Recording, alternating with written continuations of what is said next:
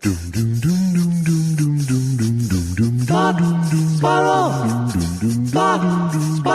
2 Jews, 2 mics, 2 hours, starting now. Now, how about now? Now is good. Now walk away. All right. I can't walk away. You won't hear me. It's a laughing sting. Take it away, Josh. Put it through your goddamn 8-track tape recorder. Put this through your 8-track tape recorder. It's springtime. Shut up, Jews. Go ahead. Do something with that. All right? I will. Would you welcome Mr. Paul Lynn? Hey, welcome. It's springtime. Shut up, Jews. No, I'm sorry. I apologize. But I'm so excited. I want to get in on the action. I can't force it. Since when can you not force it? Ha ha ha ha ha ha ha ha. This is Woody Woodpecker on barbiturates. Oh, barbiturates aren't current? Oh. Sure they are. Okay, thank you. Maybe not in style, but certainly current. Right. The ones in my medicine cabinet are current.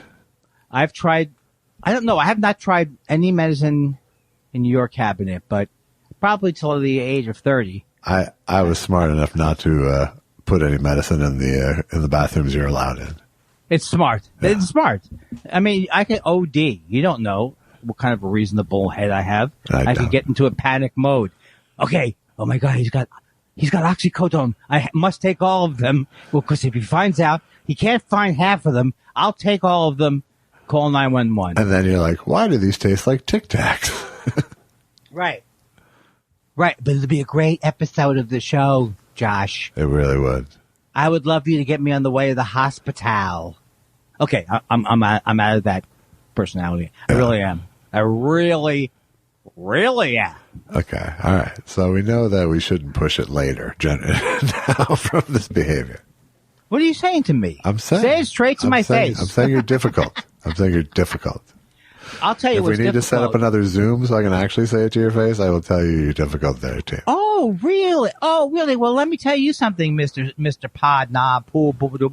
I finished watching Sugarland Express in the kitchen, not watching it, and hearing all kinds of boom. Won't you walk over there, Haas? So, I mean, I can watch it again, and I'm saying if you don't want to deal with it today. I know what you're worried about. What's wrong with him? Is he going to blow it? Is he going to blow? No, Andy? I'm worried about me and sitting with you for an hour. Why? Why, Josh? Because it's like a fucking... It's not what you're saying. It is not what you're saying. It's delightful. It's like, tell me a raconteur that you enjoy. It's like Nathan Lane with a head injury right now. You don't get George Plimpton? No. You don't get Calvin Trillin? No. You don't get... I get maybe George Clinton. Oh, my God. I don't even approve. And I'm a big fan of your pun work. And I'm not going to sign off on that. All right. I'm back. I really don't like you so far. Oh, so what? You know what? That could be you know what the Grateful Dead would say sometimes? They would say the worst sets, they thought they were angry and they listened back. It was the best sets. Yeah, you think? I watched the other one. We're talking about this again. We talked about how much have we talked? I don't know what we've talked about. And I don't know how much of the other one I saw the last time I talked to you, but I saw the rest of the other one, which I enjoyed very, very much. As did I, yeah. Did you recommend it to me? I believe I did, yeah. Am I working the mic like I'm in a nightclub? I don't quite understand. I can't see you, okay? So I can't see you, but... No, but I'm saying sound-wise, what's your take? It sounds like you're in front of it, at least. And we're back. We should do a show. We should do one show just about all of the adjusting of the toggling. You know what I mean? Yeah, we should. Input, output. For sure. Hey, I don't believe you. That wasn't sincere. No, it totally was. Well, how are you? How are you, young man? This is very stressful what happened to us. I don't think we've talked since last... No, we did. We talked on... I don't understand what I'm saying. Did we talk on Saturday as a separate day and then talk about all of the I don't understand what happened. We did the yes, whole. We did the whole of last week's podcast on Saturday. And how long was the show? Did they come out? That's all I care about. Not really. It was an hour 30 something. And what was and were people like, please continue in the Zoom format, please? No, it was a fucking nightmare for me. Oh, because I know you had to pump up the volume on the various things. Yeah, but I didn't have 2 tracks, so I had to, each time you spoke, highlight it and boost the volume. I don't think it's good, and I'm sorry about that. That was a fucking drag. But well, look, if not to complain to me, then who about it? It's the audience I worry about. You, I'll complain to all day long. What do you whinge about on the other podcast? You. Oh, we're the rhythm twins. The rhythm twins. It's not First Thought Theater, but pretty close. That's not true. I did not want to denigrate. I said mendacious today on the phone to somebody. Did you? And yes, and they asked me what it meant, and then I think I did you freeze? Kind of, because I never really trust my intelligence. Yeah. But your mendacity.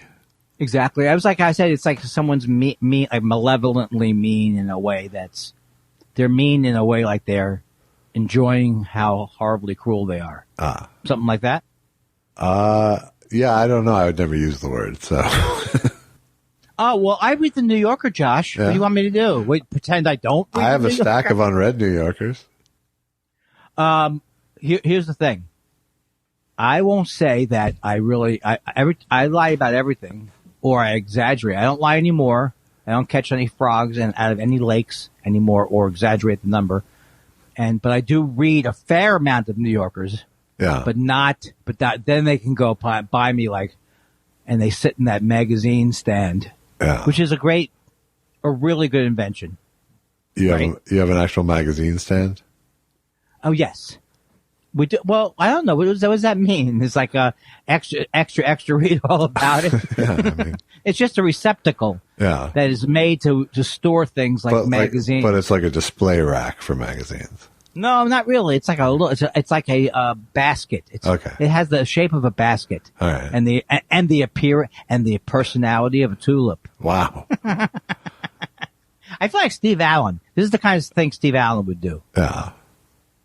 And change his hat. I had a couple of notes. Yeah? Yeah, but I don't know where I put them. Okay. Well, good story. Oh, how did you figure out how to fix our problem? You never told me that. It was all just about updating and that's it. Yeah. Just. Oh my God. What a horrible story. Yeah. Seriously. Yeah. Well, that's why I never told you. I know when you're doing your version of, my version is oversharing, no matter what. So I know you think that I was doing this and that's why I'm doing that. But you just you decide to elide. You sometimes. No. Well, all right. You want the whole story? Yeah. I said, I wonder if there's an update available for my Mac. And it usually auto updates, but I looked and sure enough, there wasn't an update available. So I updated it. And then I said, hey, maybe I should try the FaceTime again now that I've updated it. And then we tried the FaceTime and it worked. So you thought this wasn't a great, I would be like champing at the bit for that anecdote. Were you afraid that I would get upset? No, you're not afraid of me anymore, right? No. Were you ever afraid of me? Why would Were you ever afraid of me? No. You can't be afraid of me because I'm a tiny man, right? Well, I'm not afraid of you, but why in this case would I be afraid of you being mad at me? I don't know, because I could think of any scenario where I could blame somebody. The old me could blame somebody for anything. Great. Because that's what my family was like. Oh, great. Oh, wonderful. Thank you, blackout. New York City blackout. Oh, that's great. Thank you. Was the whole city blacked out? Yes, the whole fucking city's blacked out. What are you going to do?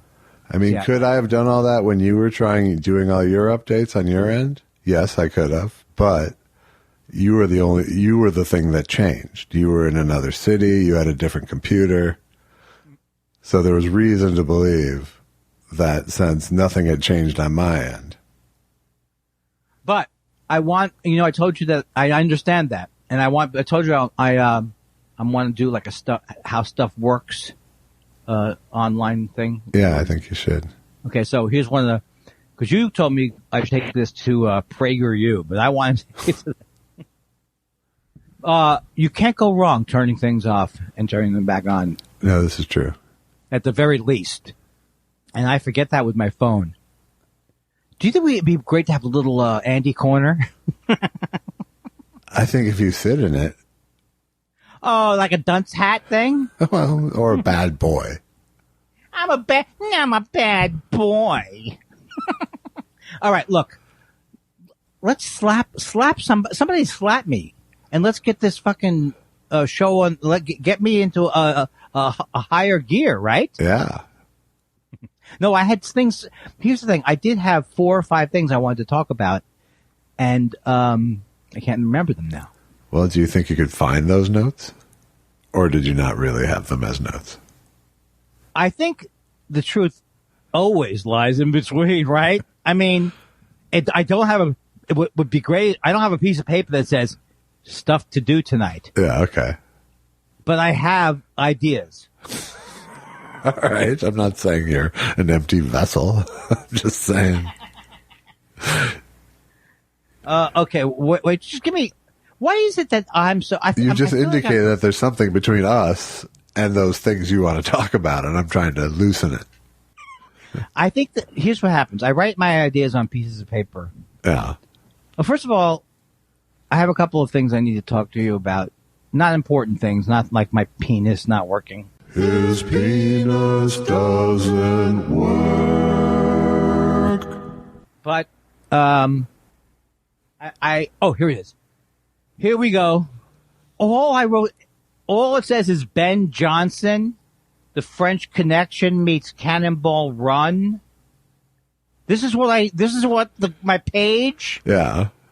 Oh, God. That was about the movie, Clearly. But I thought I had other topics to talk to you about. But I do have one topic, which is that I watched the other one, and I cannot, I know it sounds like a hacky thing, like watching TV and not liking the commercials, but I can't get like songs that I don't sing well out of my head, and it really started to drive Susan crazy. And she was so nice for a couple hours, but like, it's the song that is the bus came by and I got on the trail, and that's where it all began. It was Cowboy Neil at the wheel of a bus to never land, coming around. And so I would just go over and over, and she hates it. Yeah. She hates it, and I hate while I'm doing it. Yeah. Around. No, see, I was good with one. The bus came by and I got on. That's where it all began. Well, I could have this discussion with a deadhead, but you wouldn't care about it. But of the 2 singers that we associate with the Grateful Dead, to me, Jerry Garcia had just such a sweet voice. And Bob Weir had a good voice sometimes, but then sometimes he could get into that, hey, playing of the band, oh yeah, A little loungy. A little loungy, but not, I'm overselling it to make a point. Do you know that, the difference between those 2 singers and then the Jerry Garcia, which is like, black, red, and white, blue suede shoes, do. He's got that soft, sweet voice. He does. It's a thin voice. It's a thin voice, and I love it. Yeah. I love you too, but that's a different story. Sure.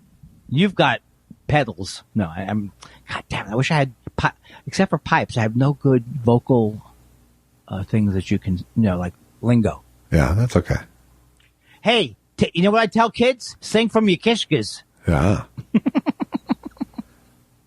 That's a tribute to the history of Jewish bullshit.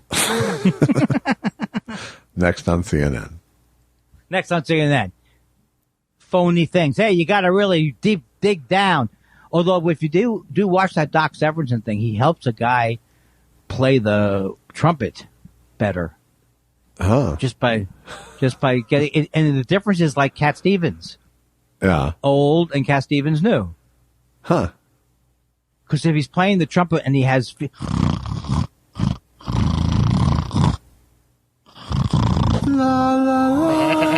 31, 32, 33.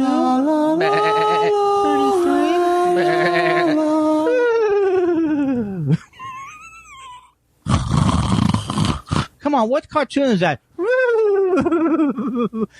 I was subjected to these horrible cartoons. Horrible, I say. You know what I'm saying? Someone is snoring and something is bobbing up and down in the air. Yeah. Look, you have to at some point. You're going back to your first. You got to step it up. Is this your first open stage you're doing here? I don't care what. Don't saddle me with your Minnesota lingo. I call it open mic. Is this your first fucking open mic, douche? You know, a lot of times I'm like Andy Kaufman. Maybe I'm onto something. Okay, I'm sorry about that. That was just a detour. Now I'm back, Andy.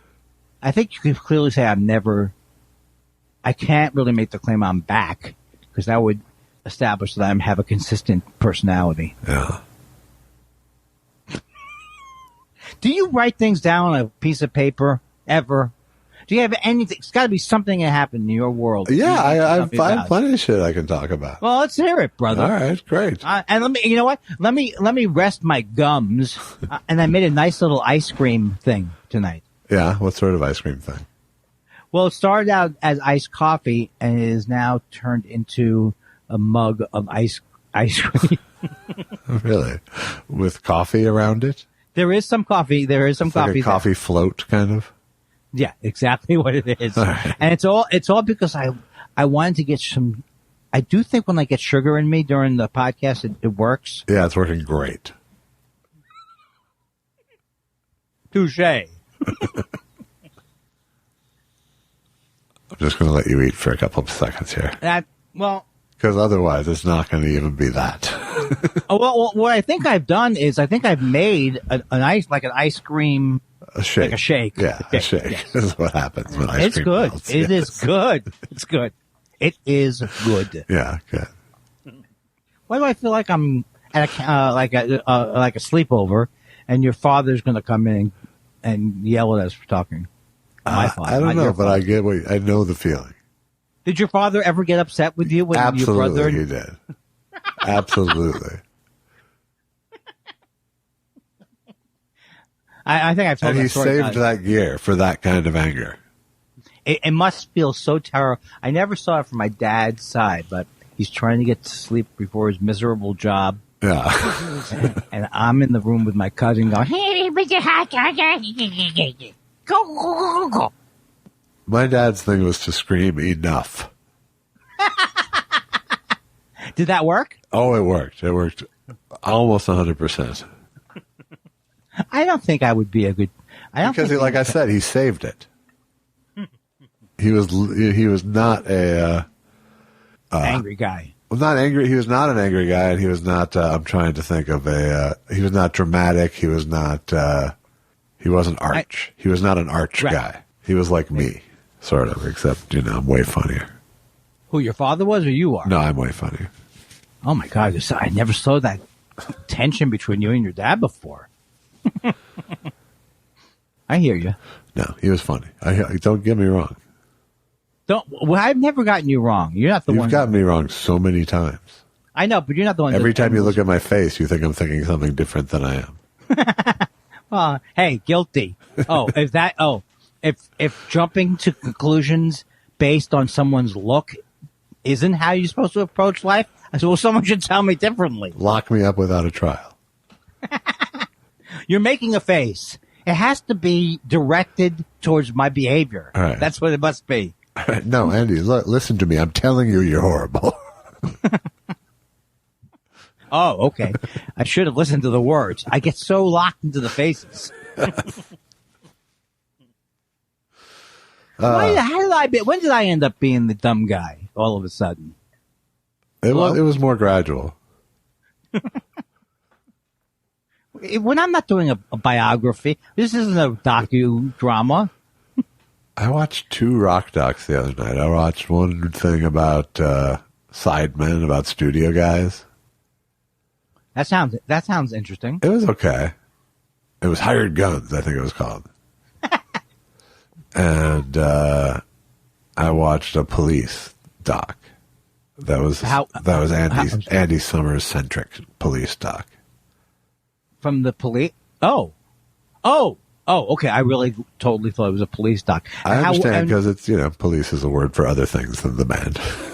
And is it about the band? Yes, it is. Not about Andy Summers.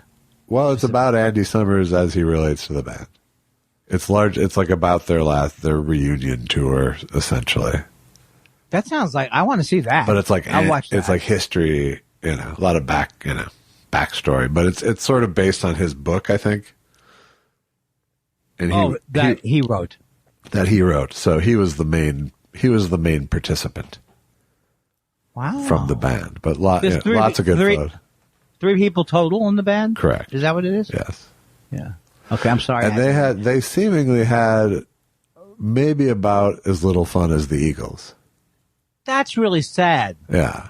For some reason, I don't know why I always start out with I hope those guys got along better and then they usually don't end up having gotten along better. No, it doesn't seem like they ever really truly enjoyed each other's company all that much. And I don't see any narcissism in Sting or anything. Ooh. You never see it in the one-named people. No.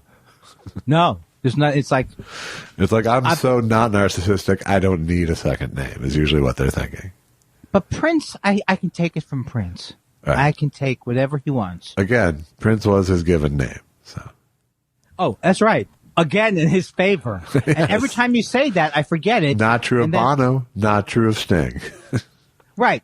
And every time I forget it, it's like some kind of law, like Murphy's Law, where I always have to go back to my same ridiculous worldview that's based on faulty information. Ooh. Oh, by the way, I want to tell you something. Old Jew Medical Corner. While we're doing this show, while I'm living my life, on the lower part of my mouth, and people can go to the show notes to see the diagrams of my appliances, my dental appliances. Sure. The dental appliance on my lower, I can't wear it because the tooth that it attaches to is like wiggling around when did your teeth fall out? 10, 9, 8, 7, 8. So you're saying that the thing, the good tooth, quote unquote, that the appliance anchors to is no longer so good.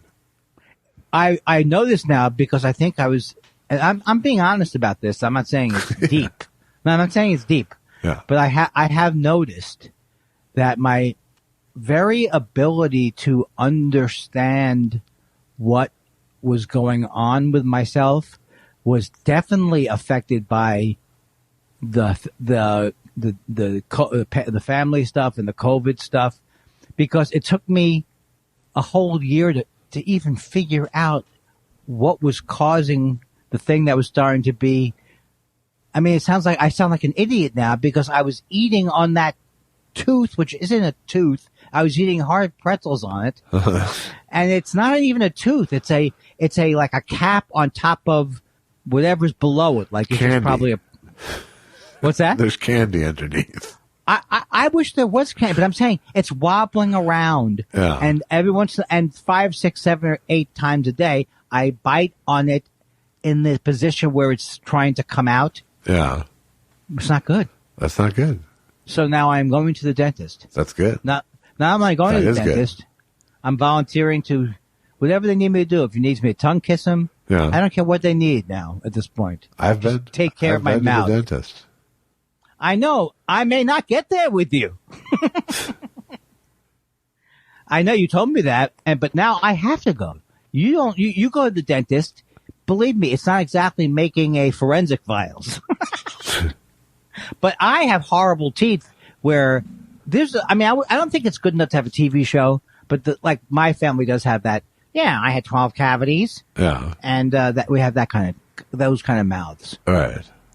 Because we go to sleep with candy in our mouths. No, okay, that's very mean. That's very, very mean that you're saying that. You know, many of my family members are dead. It's true. And they did eat candy. They choked on candy. Oh, God. That depressed me now. Not really. You can't depress me anymore. No? I mean, you're not trying to depress me. No. I'm trying to enrage you sometimes, but never depress you. Yeah. You know what? And thank you, my friend. You keep me on my toes. They say you can avoid early dementia if you have somebody needling the life out of you. Yes. You know, it's like playing Sudoku over here with Josh. Joshy. Do you know, what if you had to be in a work environment with Dennis Miller and he would call you Joshy? He 100% would call me Joshy. Joshy. Yeah. Would you punch him in the face or want to punch him in the face? Unless I could get him to latch on to Jelvis. Jelvis. Yeah. No, because he wouldn't want anything that you felt was semi okay. Right. Did you listen to the new Sam Harris, Ricky Gervais podcast? No, my credit card was denied. But here's the thing. How come a man like me can't put into a search engine, how well did that thing sell? I don't see one article. I don't think I searched the right way. Yeah. But I want to be able to search where it goes, no, not many people bought. My contention is, maybe I'm wrong. Maybe people would buy it like a DVD or anything that he came out with, and they flock to it. No, he's not going to sell like one of his stupid other shows. We'll see what these Schadenfreude sales charts say. Well, that would be a good business to have. It would be. Someone should have a place I can go to when the people, my enemies, right? So you could use suffer. Yeah, so you could use their sales as weapons against them in any conversation. Yeah. Oh, I was reading now. Some podcast I was listening to where a guy left his family, each like 12 people that he had grudges against, each $1. Here's your $1. I mean, that's not. I don't have that. I can't see me being that grudgeful in my to even have a will. I was about to say I can't see you doing enough paperwork for that to be pulled off. That's the thing. Susan and I, we don't want to do the health thing. I know you've done it. You've done bits about it. We don't want to do it. We're like, every man for himself. I don't know. I mean, I'm not saying this is a great topic to talk about. No, I think it is a good topic to talk about with your loved one. Ooh, you do the needle. I sing the needle and the kooky coo. Coming, it's coming around. It's a LSD. If you were on LSD, you'd be into it. But no one's into it with me singing it badly. No. The bus came by and I got on. That's when it all began. And I couldn't stop. Yeah, you sound like you're in a high school musical. That laugh, here's the thing. That laugh was legitimate, but I do know this now from my cameos that I think that I'm going to be a fake laugher in about 2 weeks. Yeah. On the cameos. Whoa. You know what I'm saying? It's time for me to get a nervous tick while performing. Sure. Ricky Gervais, that's a nervous, you have to learn that, right? He's worse than Baby laughing. Isn't he? Yeah, I think so. Oh my God. So I'd like to see, if you were hooked up to a lie detector test, believe me, nothing's going on. You're not being deceptive. No, I'm not. You're not being agreeable. I was like, you know what? I'll tell you where I went. You started talking about Ricky Gervais being annoying. And then I started thinking about that time where Gary Shandling was like such a dick to Ricky Gervais because he was so annoyed by him.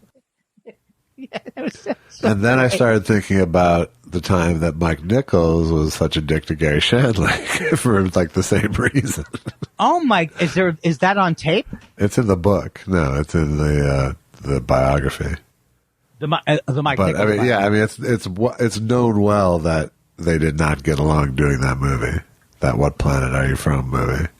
Oh my God! Like it was really bad. And, that's right. And according to the book, it appears to have been like all Mike Nichols being horrible to him. So you could see, and he was saying to people afterwards, it's like I was terrified that I had become a hack comic. Who was Nichols? Like Shandling terrified him. Oh, like it's so it was like a huge insult saying that Shandling was a hack comic. Oh God. He could be. I could see him being very unkind, Mike Nichols, because I think I read that even in the New Yorker thing. Yeah, he could be very cutting, very cutting. Yes, especially when as a director. Yeah, I didn't end up respecting him more having read the book. Right. But I do have a fuller picture of him. And it's a good book. It's a well-written book. I mean, people argue. I mean, where was I? I saw a recent thing about The Graduate about how. Oh, maybe it's the same New Yorker article where, that said basically he wasn't really didn't care that much about the zeitgeist of what was happening in the 60s. That didn't interest him that much. Well, I mean, I may be wrong, Josh. Not hippiedom necessarily, because he was older than that, but right. But The Graduate was about materialism, really. Well, I never thought of it that way, but I know plastics is in there, and yeah, I mean the whole vibe is, what are you gonna do, kid? You're getting out of college. This is your chance. Maybe you should sleep with Mrs. Robinson. That's the move I would have made. Yeah. But I would never have had the opportunity to sleep with the daughter. Do you understand what I'm saying? I understand. Do you see how I got the movie? You would just move on to another mother. Yes. I would have not had that. I've had a lot of predicaments. Oh, by the way, many people have died. Charles Grodin died. Yeah. And a couple of other people died. Paul Mooney died. And I love Charles Grodin. And I was thinking about him in the last couple of weeks that sometimes you go, I really haven't heard from him in a while now. So you figure, he was younger than I thought he was. I guess anybody my age is now doing all kinds of. He was like 86. Well, that's what I'm saying. That's young now, my friend. Okay. Hello? Are you there? And who else? Paul Mooney, and I thought maybe one more person. I'm sure someone did. You said we're the least interested morning drive duo. Someone's dead out there, right? Right, Josh? Drive safely so it won't be you. 25 minutes after the hour. I thought that guy was dead already. All right, I'm sorry. I'm not happy with the current version of Israel, the government. Just want to put it out there. Yeah, I'll back you on that. I mean, I'm not a Hamas guy. Are you talking about the DIP or the terrorist organization? I started out talking about the terrorist organization and then ended it with Hamas. So the whole thing was insulting both to the Middle East and to my point. And to chickpeas. Yes. Chickpeas. You know what I'm not in the mood for anymore, Josh? And cereal. Tell me, well, that we know. Pickles. Not the person who listens to the show. Yeah. But the item of pickles or even olives, I haven't been in the mood for a long time. Is that something that comes and goes with you? I'm consistently pro olive, and I go pickle to pickle at my evaluation, I would say. And maybe pickles just go with Jew food. Yeah, and southern chicken sandwiches. And we'll be back. We'll be back with the food guys. Hey, we're the food guys 29 minutes after the hour. Didn't pickles hurt your mouth there for a while? Yeah, that was. Why are you laughing? You were in you're laughing. I was in a restaurant almost crying. That was funny to you. That was funny. I hope you have Because it was ketchup that did it. It was terrible too. It was like, I don't understand it. There's tomatoes are acidy. Ketchup. Yeah, but it took you 25. It took you 25 minutes to come up with that analysis. Yeah. I never was going to come up with it, but that's understandable. I'm going through anxiety. My mouth is burning off, but it shouldn't take you 25 minutes to go. Andy, I've decided it's vinegar based. I miss that place. Everything's opening up. Yeah. And I guess it's not going to save us emotionally. Josh, I'm not saying I'm out completely of interesting things to say. I'm not saying that. You don't need to. Okay, that was uncalled for, but why would I call for insults? I guess sometimes you go, I deserve that. Homework, we should do homework. We watch a movie, then we give our take. So you did not watch the end of the movie, is what you said? I kind of did, but I mostly listened to it, so yeah. I don't know. I think we should talk about it Friday, right? No. Okay. No. I decided the movie started to bother me more as it went along because I don't like bullet holes. Why do the bullet holes have to be funny in the side of the car? Or, I know that's a small point. I think was it influenced by movies like Nashville, or did it come before? I mean, it seemed like it was. It was before Nashville, but it was, you could feel the zeitgeist. You could feel lots of zeitgeists of the 70s in it. You could feel the road movie, or like the chase movies. Yeah. There was definitely the sort of anarchy of an Altman movie with like this army of police and a slow speed chase across Texas. But there wasn't enough story there to sustain the movie.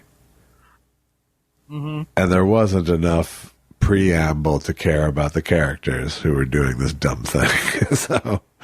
Or action. No, yeah. I mean, there was like a gajillion cop cars, but you had the definite feeling that they could only afford to smash up a few of them. Yeah, so I'm looking at the thing, I'm going, okay, I get it. I see all those cars driving down the thing. Yeah.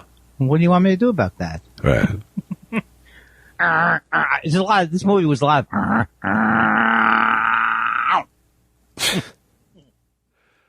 But it was interesting to see Spielberg's first feature. It was a comedy, right? In a way? Well, it was kind of a comedy. I mean, it was based on a true story, which I think, hurt them because the true story was only sort of funny as a one-liner. What was the true story? Well, it was just this couple that literally had this slow speed chase across Texas on the way to see their baby in Sugarland. And so it's like raising. It's got like you. Oh, here's what the thing was. It's like a fraction of all those movies you've mentioned. But not there's like some Raising Arizona. There's some Smoking of the Bandit. There's some Nashville.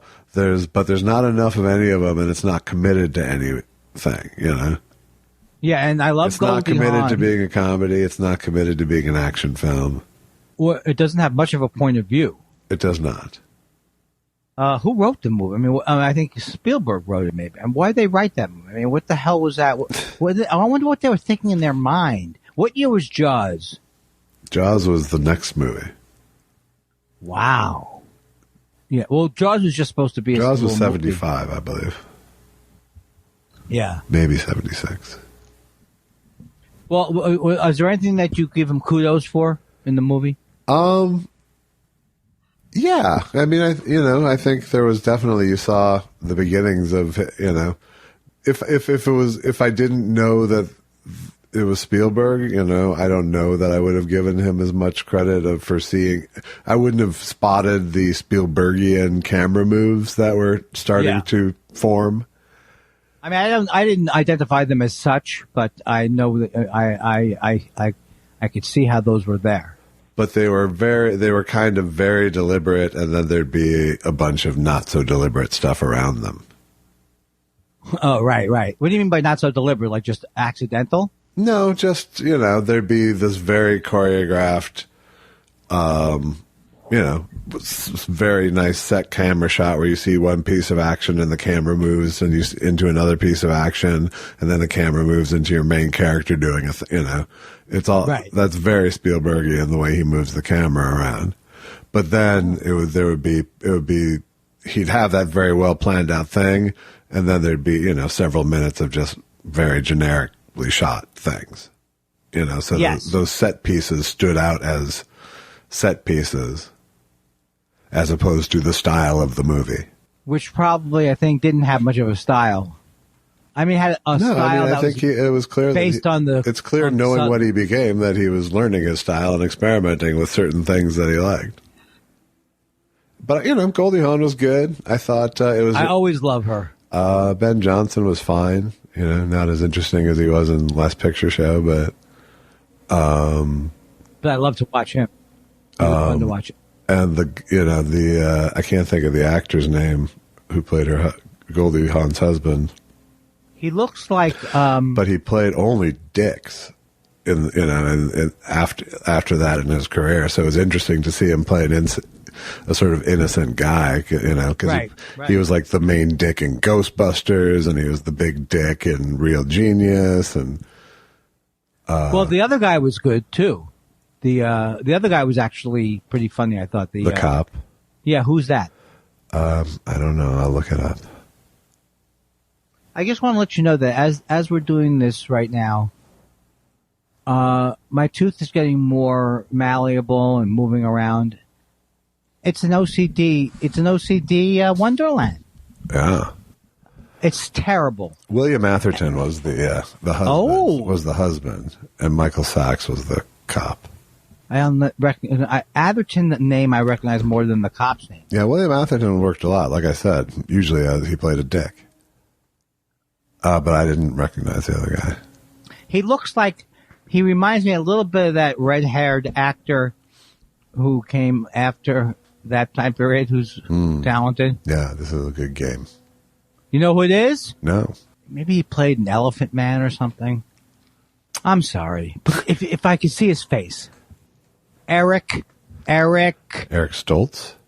Yes. He looked a little like Eric Stoltz. Thank you for pulling it from with no clues, really. And he was in Mask, not the Elephant Man. But you can see how my mind works. We're good partners. Yeah, I kind of do. I'm sad to say. Well, for me, I knew he wasn't the Elephant Man because I don't remember who played that part either. But that was a lot of years before it. That was John Hurt in the movie. Okay. You win. I like to button up things like there was a fight. Okay, you win. All right. And Anthony, what's his face? Silence of the Lambs as the doctor.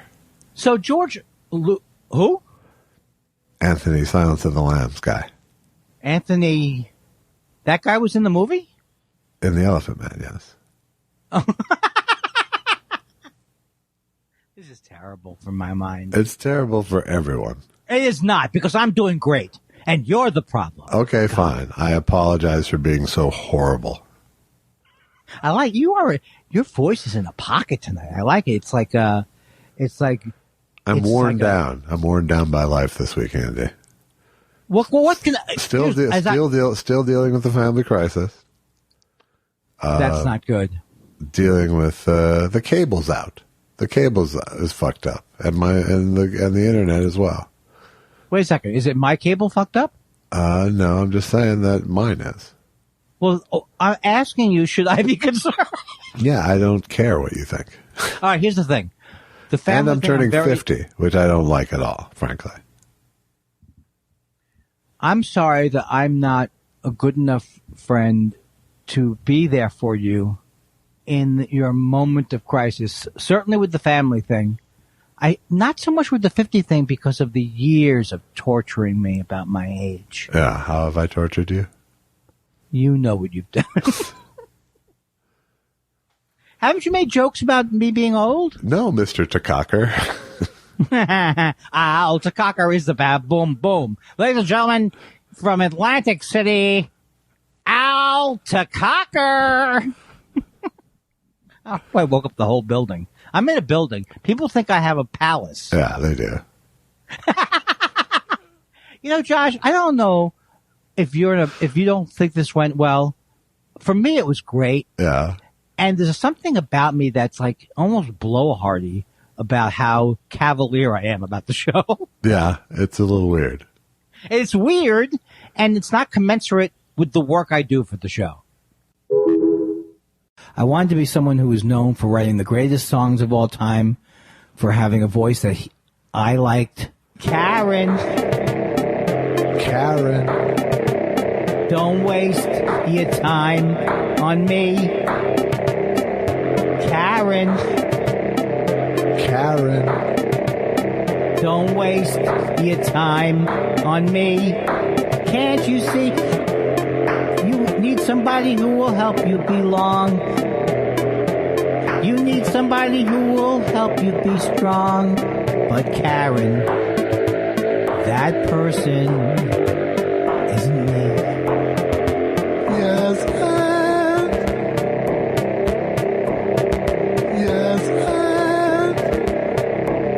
Hey, Karen. Okay. Okay. I hope I die before I get old. Talking about my generation, Karen. Maybe I will get fooled a couple more times. Here is the new boss. Same as the old guy. Can't you see? You need somebody who will help you belong. You need somebody who will help you be strong. But Karen, that person isn't me. Yes, I love that song. yes, For sure.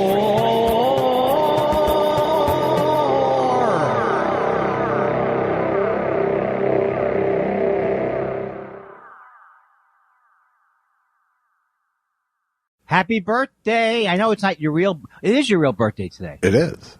Happy birthday, Josh. Thank you, Elvis. Andy. And I know that it's a mixed bag. I decided for you. It's a little bit mixed bag. It's a little bit of a mixed bag. How do you have you come to terms? You're doing something similar to people that you're not really telling many people that about your birthday this year. I mean, you're not making a big deal of it, but I have a big thing online going. No, but I ended up tweeting, because it's the only thing I'm thinking about today. I ended up tweeting about it, which I know is birthday wish bait. But you deserve it. You deserve it. It's a big thing, and you really are. It's the lad. You are no longer young. No, it really does feel like I'm joining a new team. I mean, for years, you were like 30. How old is that guy? 12? I know. That guy started comedy when he was 7. I know. It hurts. It hurts my older friends more than me, I think. Because I was always the young guy. And if the young guy's 50, what the fuck are you? I see. I saw it the other way. I started to feel bad for you, but now I realize it's just for me that I'm feeling bad for. Yeah, you're reflecting your feelings about yourself on me. Well, you don't have to add to it once I've admitted to it. No, I do. That's what they say. That's how we keep a banter going, Andy. No, that's what they say is overkill. When they point to overkill on a show, and when they say someone's gone too far, they usually have a picture of you with a wagging finger. What I do find myself doing, though, while I'm not having big mortality issues about 50, because I kind of cleared those off the deck with the cancer thing. Right. I do find myself like sort of pitching myself to me in my head. What he has that say? Like, just like listing credits. Hey, and you did this, and you did this, Just trying to make a case.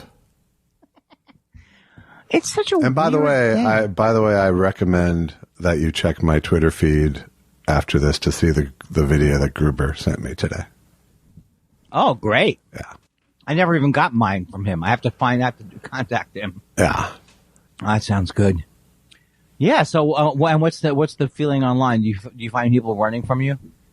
Running from me? Yeah, they feel. Yeah. They're trying to get the old off them. I get that sense. No one's gonna. Everybody. Even I used to point to you as my go-to youngster. Yeah. No, I find the stench of failure really does seem to. We're kidding, folks. We're kidding. It's what it is. Age is just a number. For some reason, people have started social distancing again around me. No. There was no call for that. What you must have? Is it the damn CDC again? Right? That goddamn CDC. Must be. I'm wearing a mask now. Yeah. I have a whole bunch of jokes ready for the end of the world, and I'm doing it now. Now, I thought it was very sad that you had to go to, maybe you don't want people to know that. What, the DMV? Yeah, and that's a sad statement about an actual birthday. Why do you have to go on your birthday? Because I was celebrating 50 years of procrastination. And today is the day that my license expires. And did you have to take a written test? No, I did have to take an eye test. Oh, you know how I would take an eye test? Funnily, like with a lot of shtick. Me, everything's me. Right. It's me. No, it's working. I still feel self-centered. I. Not good? I thought it was good. No, I would have been the joke, I think. I. Look, have you come to me for well-written jokes? No.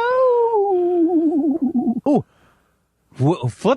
Flipper's back. That's not Flipper. Wow. Fury's back. Mr. Ed's back. Ooh. Was Fury another dolphin on Flipper? No, Fury was a horse of some kind. Okay. I love you, Fury. I've never seen an episode of Flipper in my life. Flipper? Mm-hmm. Who could watch that? That's a bullshit show. That's like when people say that was never on TV. That's like when people say, yeah, remember the days of the flying nun? There was never a show about a flying nun. Do you think people would have watched a piece of garbage like that? Right. Or about a talking horse? Right. Or a mother who's a car? Yeah. These are jokes. How about that? Oh, how about this? If you really believed that was true, then you would believe that they would remake Mr. Ed, and nobody would believe that, would you? Never. Did that come out as a series or a movie? I'm not even sure. Oh, neither. I know Jake Hogan was involved in it. Was he? You know how I'm celebrating your birthday? Right now I'm celebrating. By impugning people? Oh, my God. If I knew what impugning meant, I would be so fucking upset. I'm cursing more now. No, I'm eating a birthday ice cream. Oh, that's good. In honor of Josh Elvis Weinstein. Yeah, who hates it when you eat on the show? No, thank you. I just want to say, he will be missed, folks. He will be missed. And now I'd like to introduce my new podcast host. He's younger. He's hipper. She's younger. She's hipper. She's black. She's Jewish. She's good at conversation. She doesn't get upset that her partner doesn't listen to anything she says. She's not like petty like that. I'm sorry, I wasn't listening. I don't even know what the topic was. You don't do that joke. No, don't do that joke. I took a course. It sounds like I took a course in adding as much earnestness to each part of the conversation. I don't want to ever be accused of Cat Stevens. Ever. No. That sounds like the depressing thing in the world. No, because you never had life in you. True. Hey, that's life. I've been a puppet. No. You gotta feel like he's ready to die when he sings That's Life. He hated that song, by the way, which I don't blame him. Huh. Do you think I'm making that part up? No, not really. I know he didn't I don't think he liked all the, New York and stuff like that. But what's he gonna do? Yeah, it's terrible when people applaud in the second bar of a song. That's true. You're different than me. I would not want to have been pigeonholed. You know, every day or every other day or twice or 3 times a week, I say to myself, what was Don McLean like a Civil War reenactor? I mean, what was the deal with him? Why was he so angry? And is that song about Mick Jagger's the devil? What was he so upset about? Why does he think music died? Because I'm sad that Buddy Holly died too. I can't remember if I cried. Do you want any of the lyrics to the song? Has anyone ever written, here's my question. Has anyone ever written, this is what this idiot was saying? The song sounds crazy to me. I don't think it's gone unexamined. Right. And it's like wouldn't you say it's a right wing kind of, Trumpian type song? No, I wouldn't. Okay. So what am I missing? You're missing the, complete unnecessity of trying to parse it. But it can't be. Some symbolism is so obvious that even if it's bad, you have to admit it. So as I saw him on the stage, they're talking about Mick Jagger. Who else could be talking about? And he's going to claim, look, man, I don't talk about my songs. And I claim that song Vincent is about Vincent van Gogh. Okay. Is this the least favorite thing you've ever had to do, or the second or the third? It's. I can't say it's the least because there's no physical pain yet, but. Did anybody but in terms of just pure anguish, it's up there. It is anguishing. It is anguishing. Yeah. Did anybody at the DMV say to you, "Happy birthday"? They did not. They were not that tuned in. That's sad to me. There was a thing I signed this thing, and then this like receipt came out, and I tried to rip the receipt out, and the machine just kind of came apart in my hand. and she was like, "That's for me." And I'm like, "I'm sorry, it's on my side of the glass. I thought it was for me." So he reaches through the little hole and rips it off. And, oh God, I would have. So I won't be surprised if my picture is super fucked because I think I queered the deal. You can't say queered the deal anymore. Yeah, I can. Why? I think you probably can say it. Well, no, it's not. I just fucking did. You can't say I gayed. Okay, I Jewed the deal. Does that sound right to you? I Jewed the deal. Well, it has a meaning that I understand. You have no desire to get into a fake fight. What's the point then? I really don't. It's my fucking birthday, asshole. Happy birthday. Oh, by the way, I've gotten you nothing yet, but what do you want? I want to get you a birthday present. What would you like? I don't know. Okay, it's going to be over $1,000. So just give me some ideas. Something super cool. I'm going to buy you an 8-track. The same thing you just bought yourself. All right.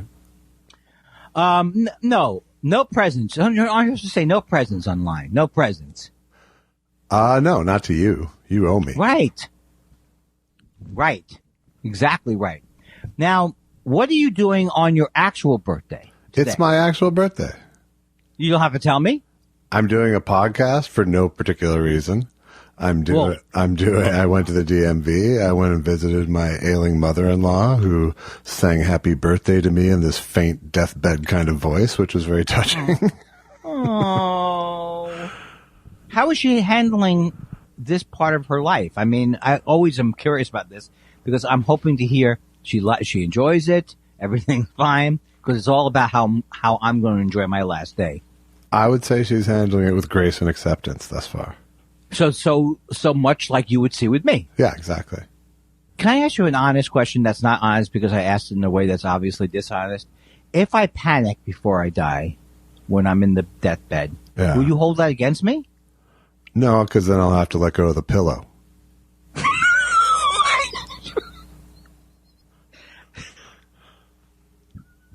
That was quick. It was pretty fast. It was very enjoyable. The hostility actually makes my motor go faster. How do I let go of the... What does that even mean? You're strangling me? I'm smothering you with the pillow. You're smothering me? Yes. What was the last thing Andy said to you before he died? I love death jokes. Good.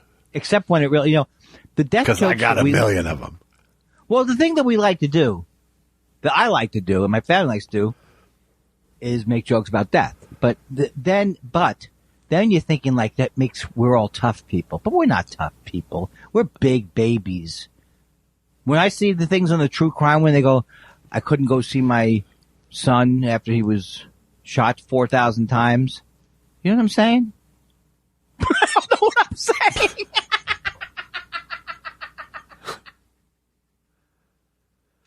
Wow.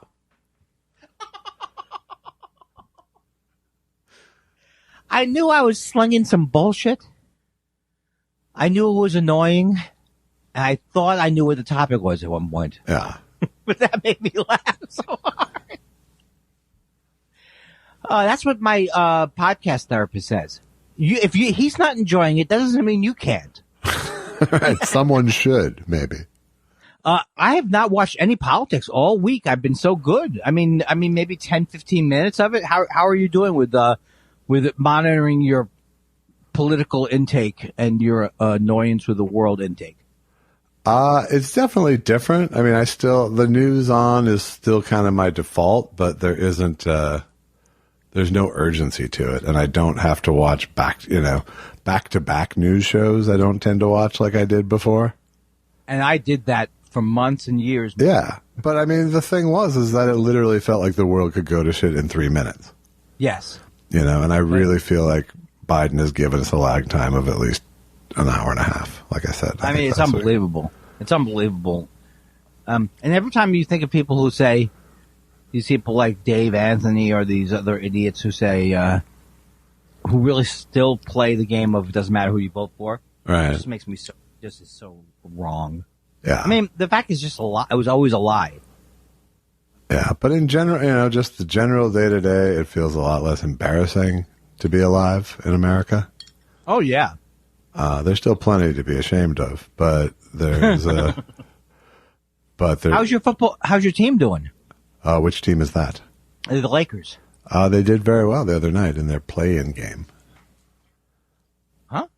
There's a new facet of the playoffs where the 7 through 10 teams in the standings have a little mini tournament to become the 7th and 8th seed in the playoffs. What do you think of that? I think it worked well. It makes it so that a bunch of teams don't tank at the end of the season and still have something to play for. Right. So it worked in that regard. Because it's one of the sports that, we've had this discussion before, does suffer from the fact that there's too many games I think it does. Too many games and too many teams get in the playoffs, so the regular season doesn't matter much. But I know you see it differently, I think, right?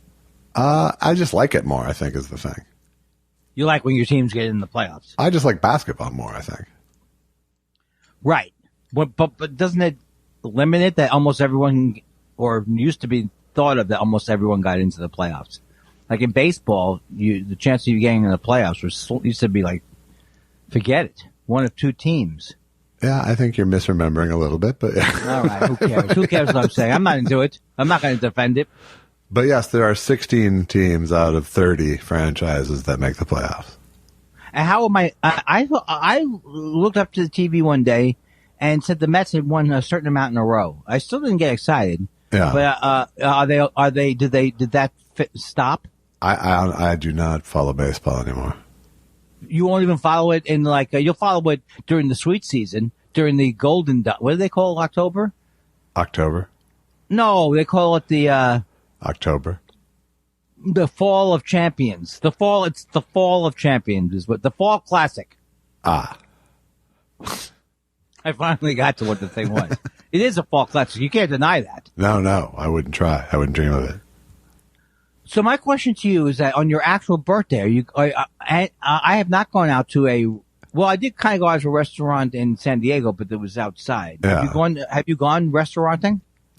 I made a reservation to go to a steakhouse outside tonight, and then I canceled it because I just don't feel like it. Oh. But it wasn't out of discomfort with the idea of going to the restaurant. No. Oh, in other words, you're over all of the, it's over for you. Come breathe on you. I trust the science, you. Andy. I trust the science. Why is your voice getting higher? Because. What do you trust? The science. The science. You don't sound trustful. I trust the science. What? Why? Well, then don't get so defensive if you trust the science. No, I genuinely do. What's that mean? It means I feel vaccinated and safe. Okay. I know. I'm not on the other side of the issue. You kind of are. I mean, you believe in the vaccines, but you don't believe that they worked on you.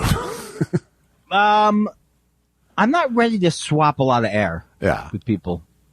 I just don't, for some reason, and then maybe I think I'm allowed to be superstitious in a way that is not dangerous towards humanity. Absolutely you are. Yeah. Absolutely. No, I don't think that you are causing harm to a single soul other than enjoyment you may be postponing for yourself. Although a couple of times, I've been going out and walking around and without the mask, when I'm running, doing my walk during the day. And sometimes I say to myself, oh my God, that mask sometimes does feel like the worst thing in the world. I mean, I can see why people don't like wearing it. Not to the point where they would want to kill others and not wear it. No, I hate the mask. I really do hate wearing the mask when I have to be speaking. I don't mind it just walking around, like the grocery store or whatever. Right. In fact, I kind of like the sort of scuba gear feel that it kind of gives me. But when I have to converse with people, it becomes very cumbersome to me. I've been at Vaughn's 3 times in the last week. Have you? You've actually? Oh yeah, we went as a couple. Nice. We went as a couple. Do you like the new pavilion? I think it's very nice. I mean, it's like my feeling is that CVS and Pavilions both went through tremendous changes near me, and neither one of them has any more stock. Yeah. You know what I mean? It's more stock, but the same problematic thing that I have with Pavilions in general. I guess I have it with there's no free line, there's no perfect grocery store, but right. I always wanted there to be like a Gelson's Bristol Farms type thing, and none of them fill the bill. Yeah. And I think Gelson's got sold. Did it? I don't know. I'm really like an old woman now. I'm going to talk about green stamps in the back. Let's do some more grocery gossip. Excuse me. Can I ask you a question? Those reusable bags. Do you really think they can a book of cocoa? That's the cuckoo clock I want. Boop, boop, boop, boop, boop, boop. It's still depressing. Boop, boop, boop. I'm going back in the cuckoo house. I found the last few times for some reason, or not even the last few times, but during the pandemic, I would go, this was my faux generosity, my faux coolness, was they go paper or plastic. I go, whichever's easier. Oh, and knowing full well they're going to do plastic, and plastic's pretty much what I want, so. And of course, the whole scenario is different. I go there with my well-honed used bags. Well, they wouldn't let you. During the pandemic, you couldn't bring outside bags in. Oh, I didn't know that. Yeah. So now they're back to letting you bring your own bags. But for most of that year, you couldn't. At least a few of the grocery stores would not let you bring in your own bag. Oh, how do I know that they're allowing them? I just happened to put them out. Because I've seen people bring them now. Ah, what was the theory behind that? That they would just carry germs? That was when they were more worried about surface germs. I saw them cleaning the. First of all, they have a lot of new things. I think one of these things that I wish I could use is not intended for me. It's a small child-like basket that is like the shape of a regular shopping basket. Yes, it's a little kiddie basket. Yes, it's perfect. I like it. I like that. I would have liked it as a little kid, I know. Yeah, but then when I realized I started to move it around, and then people gave me a look, and then I realized I can't carry anything more in here than I can carry in just those little ones you lift up. All right, but it's just the right height for me. But no, that's where you hurt feelings and you don't realize. I'm still very upset about how I am. Really upset. No, I think you're okay with it. I love it. The thing that I love is when you're in like a business class and tall people are looking at you and don't know why you're struggling, and then because you can't read the food, and I feel like that's a burn on them because people your height are always worried about the opposite. Right. Can you adjust this? Can you give me a pillow for my seat? So I can sit high enough to eat the food? All right. Well, then I'll just put you in my shirt pocket. Okay, I'm now over being an adorable, small, tiny human. All right. Okay, say fee fi fo fum for me, will you? Fee fi fo fum. All right. Pickle says, is that what you're about to do? We can head there, sure. Give me. No, but I mean, I still don't have a theme song, so give me a theme song for the. For the letters? Yeah. Okay, I just happen to. It's interesting because I happen to write one. Perfect. Okay. People have questions. People have concerns. They put them in an email or they letters. Take it away, Josh. Nicely played. Thank you. I do have to call you out on your absolutely worthless question request today. Well, what did I do now? Well, you had them add hashtag 210. What did I do? You spelled out the word hashtag. First you put a hashtag, then you wrote the word hashtag, and then you wrote 210.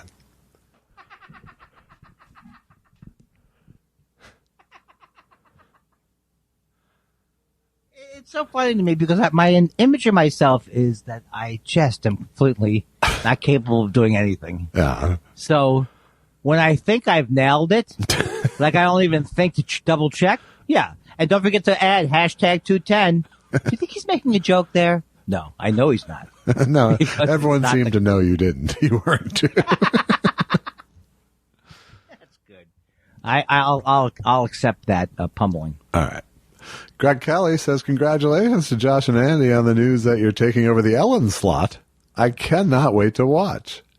Will you still be doing the podcast? Will James Mason come on the TV show? I recall his having a run-in with Portia de Rossi and being banned from the show. Which show is that, Ellen? Well, yes. But well, how would you... Oh, I don't remember that part. But do you think that James Mason had... That does not ring a bell to me. Well, James Mason, of course, I will come on the Josh and Andy show for sure. They're like old friends to me, but Portia de Rossi and Ellen are dead to me.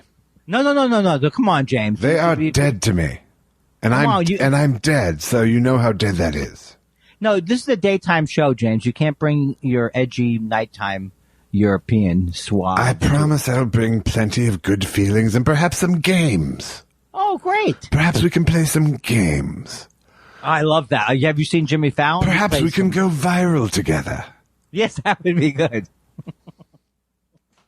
I look forward to it. Q-Muck says, what would you have done in the Stanford prison experiment? I don't know. I think I've heard of this. You have to tell me what it is. The extent that I know about it is that it was this experiment at Stanford, where they divided people up randomly into being prisoners or prison guards. Right. And they treated them horribly. To see how people behaved, and some people were horrible, and some people were immediately subservient, and some people quit. Also, the test has been called into question. Well, they canceled it before the thing was done because of all the weirdness, and they apparently they had told people to be assholes if they were prisoners. Oh, I see. Right, yeah. That's not scientific. So I would if I was a prison guard, I probably would have abused people. And nice. If I was a prisoner, I probably would have quit the study. It's nice to know. It's nice, I think, that people know where you line up there. Yeah. Look, Mr. Dufresne, right behind that poster of Rita Hayworth. Pickles wrote a verse of the Bee Gees, "How Deep Is Your Love," which I don't think I feel like going through. Okay, I can do it. All How right. deep is your love? I really need to know. And then you really need to tell me how deep my love goes. Is it all the way in? My love is an innie. It's a deep love. I'd say about 10 inches. This lady knows what I'm talking about. When did I get so filthy dirty? It's just disgusting. It really is. It's an embarrassment. There's no reason for it. Chaotic Neutral says, now that the world's turning again, I'm thinking of giving stand-up another try. I live in the Deep South, and last time around, nobody seemed to dig my Jewish grandmother material. Remember when I toured as Bubba Miza? Josh, same questions, but with Bobula. Or Bob Ella. What's that? Boobala. Oh, Bubala. Yeah. You know, it's not your job to punch up the stuff vocally. I'm reading it as it's given me. Bob Ella is how he's. Oh, let me see. Good stuff. I enjoy the Yiddish stuff, and I say keep them coming, folks, because when you do that, it's very mensch-like. It gives him spilkas when you bring spilkas, and my putz doesn't. We all hurt. have nachas for his putz. I just threw a schmata on, and I ran down to get the mail, and all of a sudden, this Altakaker. Did you order some kichel? I ordered some kichel. What is that? I never heard of that. That's a good one. Kichel is like Jewish biscotti. Oh, that was kind of biscotti. That's actually mandel bread is more a Jewish biscotti. Right. Kichel is like a sort of Jewish puff pastry with sugar crusted on the outside.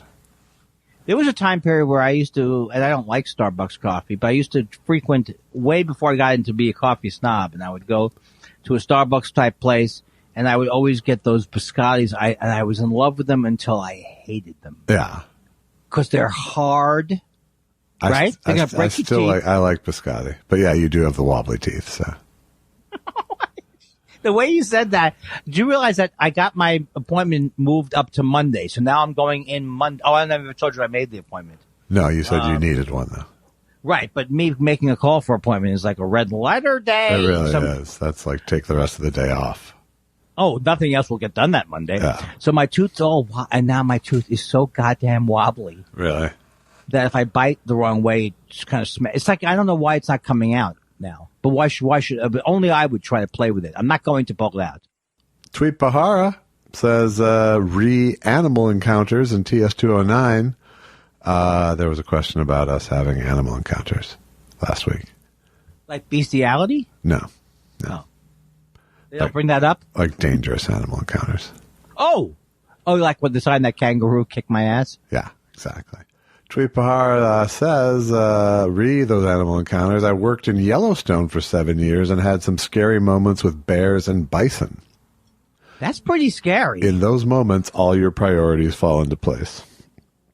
He says. What does that mean, though? I've had a couple of times where I've been standing by the side of the road, looking at bison, and they've kind of turned and started coming my way, with a little bit of purpose. Are they? They're probably aggressive, right? Tweet Bahar could answer that better than me. In my case, they didn't attack me, but they did sort of come towards us in a way that it was sort of, get the fuck in the car. So you're not on any level saying, bring it on, bison. No. Come on, bison. No. That's not you. I'd be more impressed if you were on something bigger than a fucking nickel. I couldn't think where the slam was going. I didn't know. But they are huge beasts. So they are. I am very impressed and amazed by bison. Have you eaten bison? Yeah, many times. And is it good?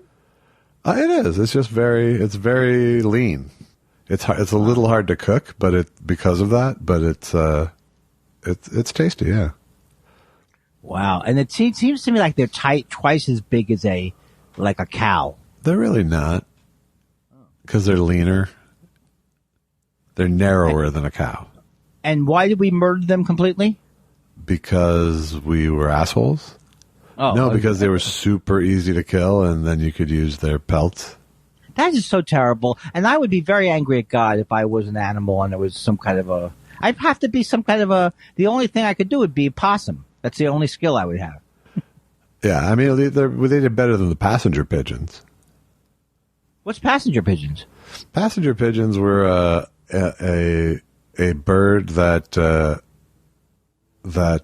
inhabited the North America forever until we started settling the country, and they were so plentiful that literally they would fly over and darken the sky for hours at a time. Wow. And you could shoot into the air and kill many of them with one shot. And they hunted them to extinction. And did they eat them? Presumably, yeah. Well, you know what? Normally I don't like this extinction thing, but if you're going to fly around with your stupid friends and blacken up the sky, forget it. You know, it's so interesting because my mother, who loved bird feeders, and she loved them, she had them her whole life. And she loved it. And we had hummingbirds because she hated pigeons with a passion. She kept telling me they're not even supposed to be in this country. My mother sounded like my mother never sounded that way about people. All right. And she reserved. But she was anti-bird immigrant. She actually said those birds were not supposed to be here originally. Is that true? Or was my mother some kind of a bird racist? I don't know the story, the backstory. Well, presumably they were brought over with somebody. Okay, but my mother hated pigeons, but Susan and I, we fell in love with doves. Yeah. Because they had baby doves. And now some other people saying doves are just pigeons. They're pretty close to pigeons. We have doves that nest in our yard, and it's so beautiful, right? Or do you think of them as dirty pigeons? No, we embrace them and send them good vibes. This is the worst after school special about racism. How do you treat your pigeons? Well, that is very... racism has no place in this country, and I blame the dirty people who brought it here. You see, what's amazing is that for a long time, I'm just saying this is how comedy worked. And this is why, like, someone's, like, when Sarah years and years ago, when they were upset with her, the Chinese community got upset with her because she used the word, the CHINK word. Yeah. Her thing was. So Sarah Silverman is who we're talking about. Oh, thank you, Andy. Thank you for calling that. So her point was it was just a joke, but the truth is, it has been a tradition to do. You can call them gratuitous or not gratuitous, but they're jokes about a group that you know will not get as upset, where the trigger word does not have as much power. So when people would criticize her because of that, I thought that was valid, and I do think of that sometimes. Like, what are we going to do 30 years from now when there are no, except for me, there's no stupid race? Yeah. Who's going to be the Polish people? We're not going to be able to do those jokes. We'll find it. Okay, let me know. But yeah, no, that the thing you're talking about with Sarah was one of those classic have your cake and eat it too comedy decisions. Yeah. Yeah, because if you're saying I say stuff that's controversial, then it wouldn't be about Chinese people. Right. You know what I mean? Right. It's like if you're going, okay, so then go ahead and use it about a black person now. Right. So it's so obvious. And I could see why she wouldn't want to cop to it, but I also think that was a true part of her comedy for a while. Was the unintended slam. Yeah, or intended. I mean, the intended slam. Yeah. Right. I don't know what the hell I'm saying there.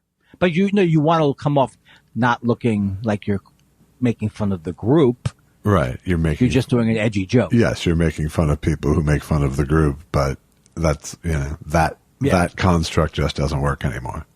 Right. And I'm glad to let that stuff go. Yeah. But I don't think I had a lot of it. Yeah. It hasn't been a big stumbling block for me. Although every time I say queer the deal, you jump up my ass. God damn it. If you said WASP the Catholic the deal, would you? Okay. I think I've established that hilarious argument. Yes. I abused a child over the deal. M. Ledsome says a very happy birthday to you, Jelvis. Happy Hawaii Day to you. Yay! Thank you. Happy Hawaii Day? Yep, because what does that mean? I'm the big 5-0, baby. Oh, I never thought of that. I didn't get that. That's so good. It's a joke I wrote the other day. I turned the big 5-0 this week. That's right. I'm becoming a Hawaiian cop. The big 5-0. Yeah. The only time, if you say these things, and you say, I guess you didn't see it, the only thing you can say after that is, I guess you're having a decent week, Andy. You're not online trying to find problems. Yeah, I didn't say I guess you didn't see it, by the way, I don't think. Did I? No, you didn't say that. Okay. That was in my mind. It's interesting how you can, like, that's how I would imagine myself saying, I guess you didn't see my tweet yesterday, did you, Josh? It was very good. Yeah, of course you weren't saying that. No. You were saying it like this. Nobody looks at my tweets. Stephen Elton Yates says, besides The Comedians by Cliff Nestoroff, Born Standing Up by Steve Martin, and The History of Stand-Up by Wayne Fetterman, what's a book about comedy I should read? Philip Berger's The Last Laugh. There you go. Very good book. And I think you've read it too, right? I have, yeah. But I don't remember. Also, I'm Dying Up Here is a good book. Yeah, it is. About the comedy movement. Yeah. And Tony Hendra wrote one years ago called Going Too Far, which was more about the lampoony kind of people. Is Tony Hendra the agent from Spinal Tap? Yes, he's the guy with the cricket bat. Oh, but when I make arrangement with the local Hebrews, it's so funny. Mark Devo Devlin says, can you both remember when you first met? If that encounter was to happen today, how do you think it would go? We don't remember how we first met. I think we became sort of active about pursuing friendship when our wives met, honestly. Yeah, maybe that's true. When Allison got headshots from Susan, Andy's wife, they hit it off so much. And then I was like, well, I'm friends with Andy. And so I think we all got together. But I think, so, we were friends already, but I think that was when we realized there was couple action to be had. Don't say it that way. Couple action. No, Josh, please. Josh, people are thinking Ow! you're Ow! thinking some Couple kind of- action. Oh, pass me the ow! Ow!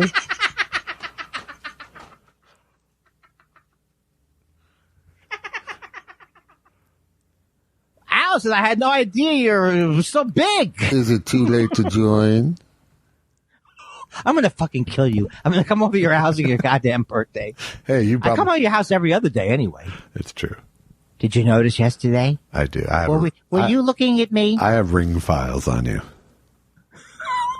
You don't have, thank God you don't have a ring. I don't. Do you have anything? Yes. Oh, we can't talk about Yes, that. I do. Yeah, guard dog. Yes. How's your guard dog? Now, that guard dog who bit off the arm of a small child, did you get rid of that guard dog? You know, I had to go to the Petco to get a new hockey mask for my dog. You know what I just realized? How, you know, that you wouldn't call me stupid, right? No. I had no idea. Hold on. I'm not done. No. No, I mean, of normal intelligence, right? Yes. But for some reason, I did not know that, because I don't want to anthropomorphize too much. Yeah. I didn't realize that dogs know they're baring their fangs. They know what makes their prey nervous. Yeah. Why wouldn't I have known that? I don't know. What? Because it would seem like such a what made it come up? Well, because someone said, was talking about dogs baring their fangs, and I just, for the first time in my life, I mean, I knew that dog was going, don't come near me. I knew they had some Right. version of that. Sure. But I didn't know, like with cats, all of a sudden these things happen, like their tails get stiff. Yeah. Like certain things happen. Well, that's true with dogs too. Their tails do a lot of talking. Yeah. And they're not, if a dog bares their fangs like that, they're not smiling, right? No, unless you've trained them to do that and say, smile, and then they go, "Ah." See, I told you he was smart. Hey, do you think I'm funny? Lucky? I see. Wow. I don't know what it is with me. I guess because I haven't had pets in so long that I don't realize the simplest things. Yeah. But then there were these people making the argument, which was always a really horrible argument, that you can't compare anything about a dog's mind to people's mind. You've heard that argument, right? That we were always anthropomorphized. Maybe it just was so easily slammed down that nobody ever bought it. No, there's literally schools of thought, I think. But if you've had a dog, how could you say that? You if you had a dog? absolutely can't. You cannot accept that there aren't some subtleties to their behavior that that you can correlate with emotions. Well, because they wouldn't even be that. Who could be that good, even if it was fake? Like if you go, well, they're just doing this to get food, or. I'm just saying that when I was on acid, it went further than what we're talking about here. When I was on acid a few times, I really felt like the cats were understanding. Yeah. Like I would look at the cat, and the cat would be very calm, and I would say, "The cat knows. The cat knows." Well, different. I mean, I've had 3 dogs, and they are all of sort of varying human intelligence, if you know what I mean. If I was a dog, I would like Larry. You remember Larry? Yes. Larry, I do remember Larry. Larry had just an almost eerie seemingly intelligence. Like he just really understood things really well. Like I could literally, we could walk out the door and I would just, like if there was someone in the yard like if the gardener was in the yard and Larry had to go outside to pee or something, I could literally just open the door and say, "Okay, go left." And he would go over to his left, pee, and then come back in without going about it. God. So you guys were, you were the dog whisperer. I think you have dog whisperer tendencies. I just have dog lover tendencies. Yeah, but not everybody's like that. Not everyone is like it. Why does it require this high in my regimen? I don't know. I just love it. I love to see a dog. I hope that I will be at the forefront of when they get doggies to talk. You don't want doggies talking. Oh, it'd be so annoying. You right? really don't. Hot, cold. Lucky's pretty close to a talking dog, and it's not that great. Because it's just a lot of repeating the same thing over. Yeah, smells. Yeah, exactly. It's not like they're doing homework. Okay, there's social cue. Humans have social cues, right? Obviously. Sure. But do dogs ever say, is there a part of a dog that goes, look, I'll lick my balls in front of another dog, but I'm not going to, you know what I'm saying? Are there certain patterns of, oh God, I just got very sick of myself. Well, there's vulnerabilities that dogs won't show to other dogs, you know? Oh, okay. Yeah. But how about with those little dogs who think they really think they can they could kick the ass of a big dog. They don't know that they're small. Probably, they don't right? really, like mini pinchers, which are just mini Dobermans essentially. Right. Don't grok the mini part.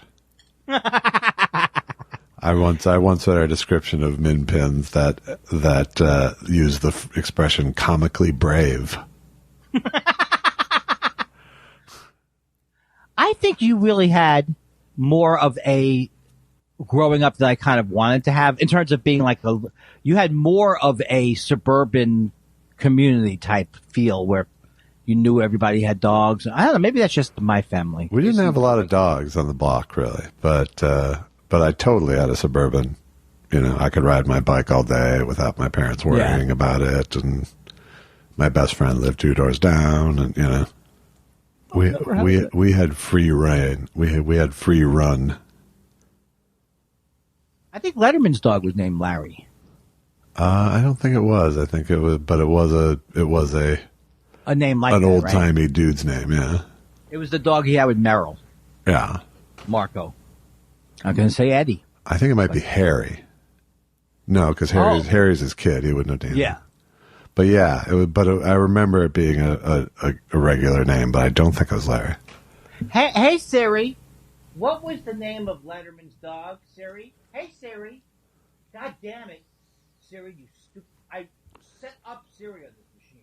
Hey Siri, just garbage, garbage, right? I love the fact that BJ Honeycutt, no, that's not his name. BJ the bear, BJ from The Office. I don't know his name. He writes for Siri. Ugh. Oh, that kind of thing gets me. You know what is the good part where you feel the grudge starting to percolate and it feels good like it's old home week? Yes. My therapist does not necessarily accept the Chris Bliss idea that you go to a place because it feels shitty, but it's comfortable shitty. She doesn't think that's true. The warm shitty place. Yeah, because she says once it's shitty, it's you really don't want to go back there again. But I think that's splitting hairs because I understand what Chris Bliss is saying. You can so easily fall into patterns in life. Yeah, it's a statement about habits and lack of action, really. Right. Yes. It is where it's not like you choose there, you regress to your warm, shitty place. Exactly right. And we've brought it together now, so I think that Chris Bliss's philosophy can now be melded with mine. And I believe it came from an acting teacher. Oh, all right. Who also scolded Chris with one of the great ones to me, which was, it doesn't not matter before it matters. Because Chris would always dismiss everything with, it doesn't matter, Oh, that's pretty, okay. Why does he do that? What's the psychological reason for him to go into that? Not wanting to deal with the criticism or task at hand. I see. Kinda. Right. Not wanting to address the issue. So yeah, I could see as an avoidance mechanism, it would be easy to just go, who cares about this? Yeah. He once, when I was directing him in the play we wrote, I was giving him a note and he literally said to me, well, that's your problem. Okay. I think that's rehearsal for the day because that's your problem is not an appropriate response to a director note. That's your problem. I don't feel like you're giving enough in this scene where you're talking about your father and it's your problem. How could it be my problem? Well, why don't you get up here and do it then? Something like that. Yeah. I know what he was kind of saying. It was like, it's there. If people can't see it. Something like that. Did you guys generally get along well? I think what he was really saying was fuck you. Yeah. What I was responding with was, no, fuck you. Right. That's a simpler way of putting it. Did you guys generally get together well? Yeah, we did fine. We did fine. In fact, just last week, because he's getting ready to move, he sent me a bunch of promo stuff from that play 20 years ago. Andy says, you guys are both sentenced to 5 years. Assuming one hasn't already rolled over on the other, do you ask for a shared cell? Bonus question, what if it's all Andy's fault? In terms of like, well, if it's all my fault, don't you think I should admit it and let you out? I don't know. Would you? What would be the, well, I guess the only reason to keep the other person in there is if your time could be reduced. Right? But if it's all my fault, you shouldn't be in jail with me. No, but if I was still an accessory to a crime, that was your fault. I would be guilty nonetheless. All right. Well, maybe we shouldn't be in any kind of living environment together. Certainly not a cell. I don't think we should. Yeah, I think we should probably just see each other out in the yard. Yeah. And then maybe I'll pretend to be the home improvement philosophy guy. Right. Well, has anybody ever done a study of the things that the philosophy guy said over the fence that mattered or was unique or was actual advice? Because you know that Tim Allen ended up like a right-wing fuckface. Yeah. Right? So what was the guy, is that what the guy told him over the fence? Yes, treat poor people worse. I kind of enjoy this. That, I just want to say, regardless of the fact that it's not important to it'd be as important as going and talking about according to Jim now. Yeah. But that show blows Home Improvement. It blowed from the first day. Uh-huh. It was at best mind-numbingly boring. Okay. What's your take? I know you don't do this normally. Well, I mean, I'd hate to go into my full-throated defense of the show. Does full-throated mean like how Cat Stevens should have sung his album coming back? Absolutely, as opposed to half-throated. I hate that. Tim Allen's a weasel. Yeah, he doesn't seem that great, I gotta say. No. I'm with you there.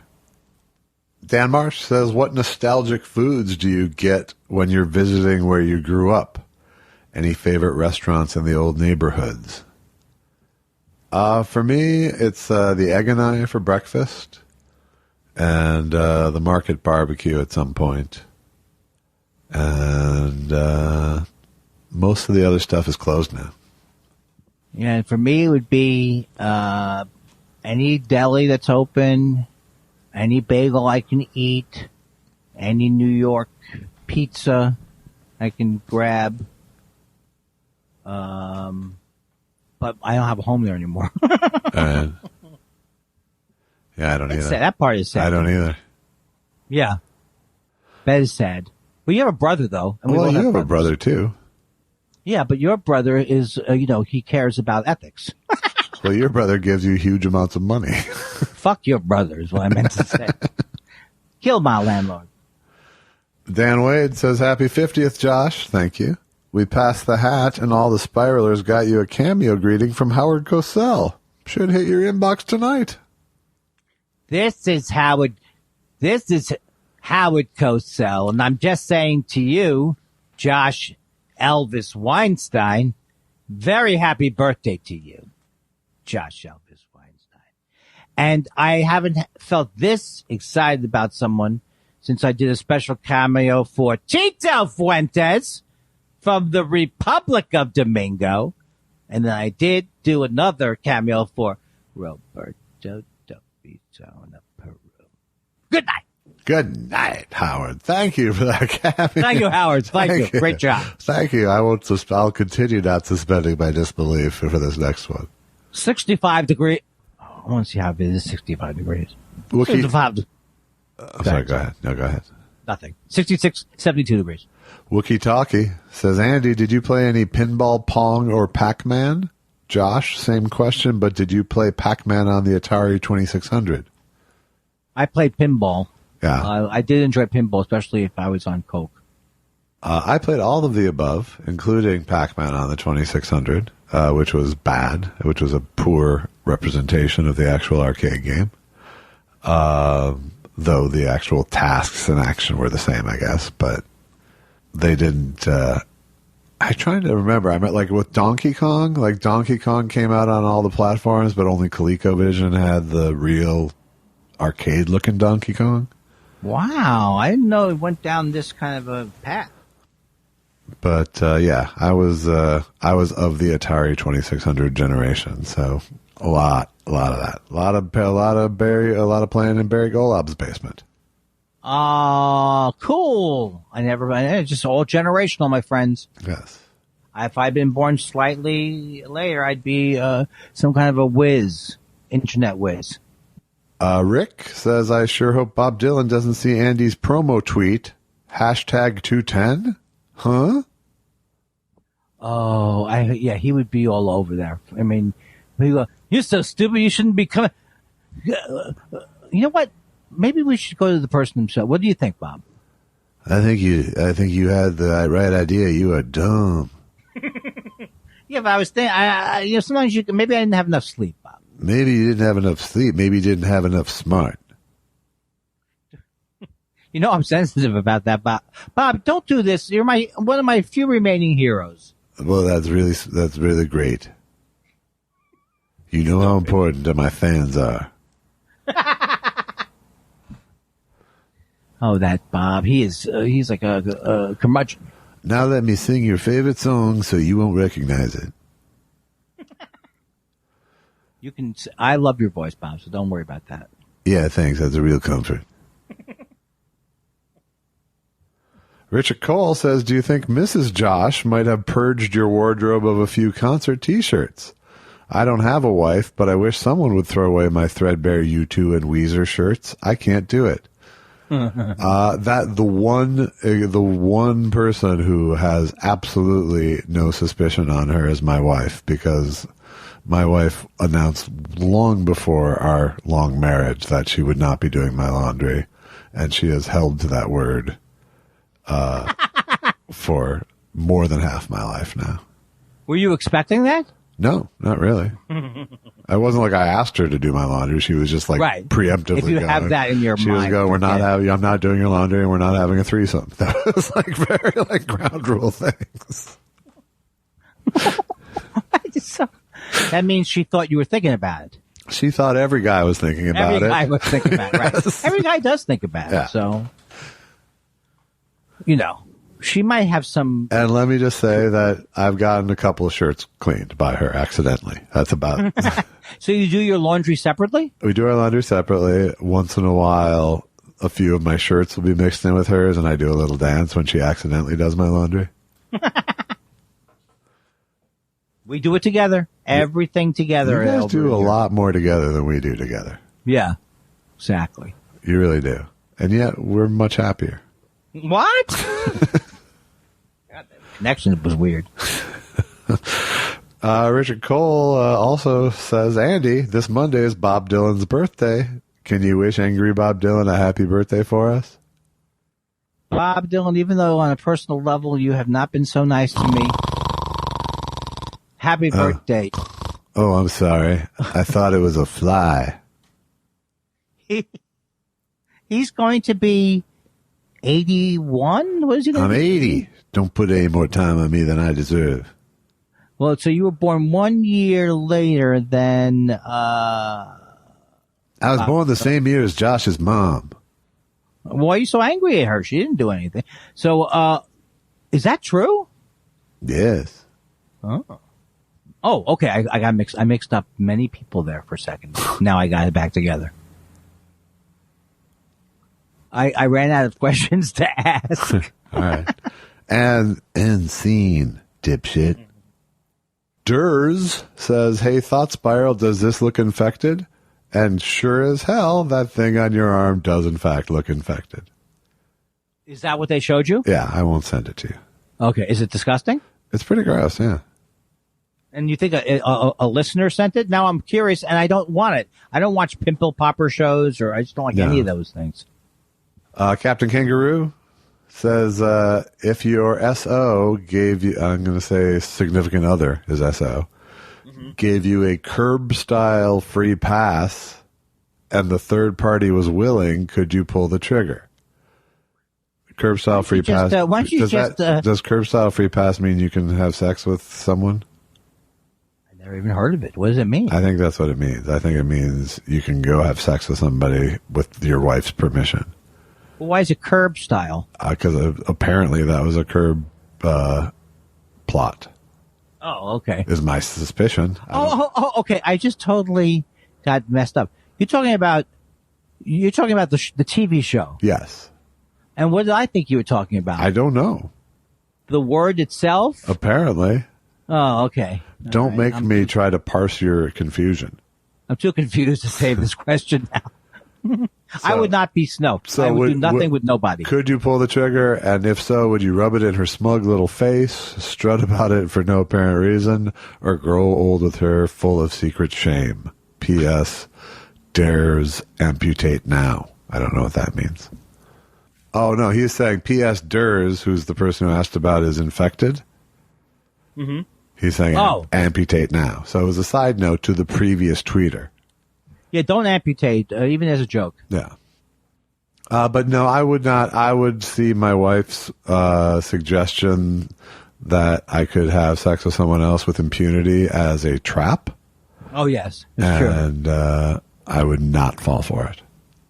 Well, first of all, if you're going to have sex, why do you have sex with impunity? I mean, that's the problem. Okay, I'm done with that joke. Annotated MST. With the parenthetically, hashtag 210, hashtag 210. I thought, see, they're mocking you, is my point. I thought about trying to write Thought Spiral in Chinese, since Andy requested we write in words and symbols for this week's question request, but I was paranoid that I'd end up sending something like, I think crazy. No question, love you guys. Boy, did I get raked over the coals. Not really. A lot of love. Tom the Tom says, I just Googled music produced after 1983, and you might be surprised to find there are some good out there. That there is some out there. Some of it is actually really good, too. I'm just saying that's my golden pocket, is that 77 to 83 thing. That's where the new wave thing, that's where vibe-wise. But I would say I kept buying music well into the very early 2000s. That's pretty good. Me too, of course, but I'm an old style guy or something. But the last, and I can't remember who it is, but I would say I've bought a new artist's album maybe in the past 8 years. But it's pretty fucking rare. Yeah. I mean, you're over it. Except for your Laserdisc collection. Right, of course. Tweet Bahar says, happy birthday, Josh. Thank you, Tweet. Happy. Mozart says, happy birthday, Josh. Thank you, Mozart. Esai76 says, I started smoking Tonight Show cigarettes from the 70s, but I had to quit because it had high concentrations of carcinogens. Johnny Carson. He says. I admire that kind of thought-out humor. Yeah. Laramie person says, is it too late to suggest that saying F you to people who write in is uncalled for? I'm referring to last week's question from Shucky Ducky. Oh. Of course it's inappropriate and uncalled for, unless it's a direct insult. And I apologized. I took it back at the time and actually apologized to him during the week when he brought it up again. Yeah, so everything's cool now, right? But I will say that's a little offensive to say, can you have something on as a reward for your listeners? Oh, shouldn't the show be just enough? Entice us to listen longer. Yeah, exactly. Seth Dick III says, Mama Dick III wants to know if Josh is aware of Pluto TV. She figures Andy would not. Lots of variety. Mama Dick III likes the channel where it's just a train to Norway 24/7. By the way, thanks for 20 great years of podcasts. You are truly the soundtrack of our lives. I like the wavelength that many of our listeners are on. Yes.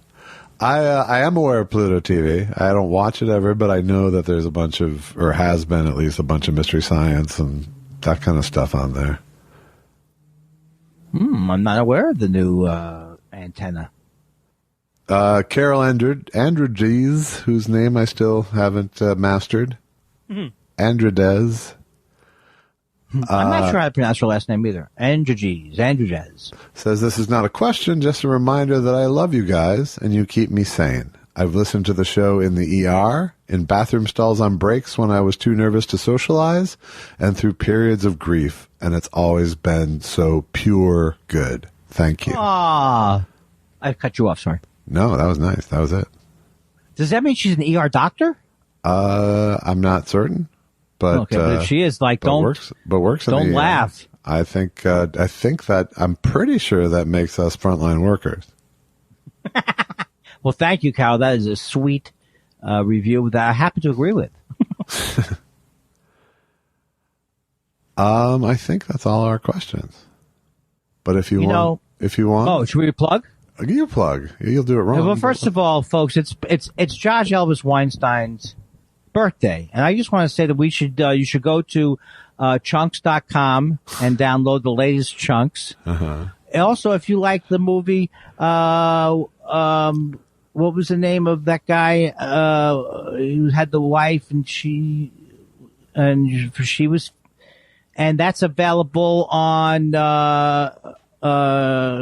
Dropbox. Okay. Oh my God, this is the worst. And make sure you buy Andy's new album, Andy is a Terrible Friend.